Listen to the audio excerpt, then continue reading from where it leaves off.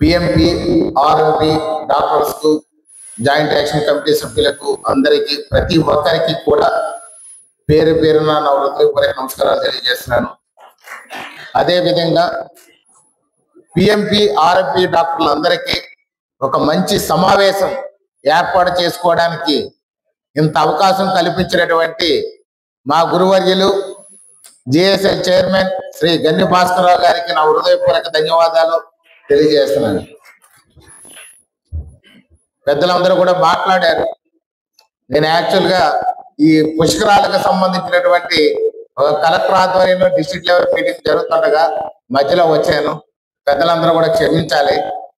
అంటే వీళ్ళందరినీ కూడా ఉద్దేశించి ఒక్కసారి వారికి శుభాకాంక్షలు తెలియజేసి వెళ్ళడం కోసం వచ్చాను. దయచేసి పెద్దలందరూ కూడా మన్నించాలి, మధ్యలో వెళ్ళిపోతానని చెప్పేసి మీకు తెలియజేస్తాను.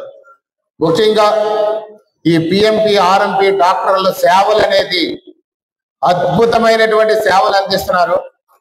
ముఖ్యంగా కానీ చూసినట్లయితే కోవిడ్ సమయంలో చాలా చాలా చాలా పెద్ద సేవ చేసినటువంటి మొట్టమొదటి వ్యక్తులు ఎవరు అని అంటే ఆనాటి ప్రభుత్వం, ఆనాటి డాక్టర్ల కంటే కూడా కానీ గ్రామీణ ప్రాంతాల్లో ఉన్నటువంటి పిఎంపి ఆర్ఎంపి డాక్టర్ లేకపోతే ఈ రోజు ఆంధ్రప్రదేశ్ లో సగం మంది జనాలు చనిపోయి ఉండేవారు అనేది మనం ఒకసారి గుర్తు చేసుకోవాల్సినటువంటి అవసరం.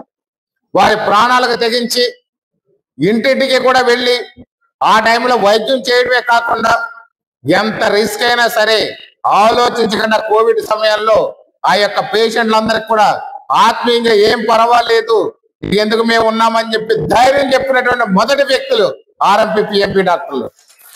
ఎందుకంటే ఆ టైంలో కోవిడ్ వచ్చిన సమయంలో నాకు కూడా మా గ్రామంలో ఆర్ఎంపి డాక్టర్ ఒక ఆయన ఉంటే ఆయనే నాకు పక్క నుండి మీకెందుకు ఏం ప్రాబ్లం లేదు, టాబ్లెట్స్ వేసుకోండి తగ్గిపోతుందని చెప్పి ధైర్యం చెప్పారు.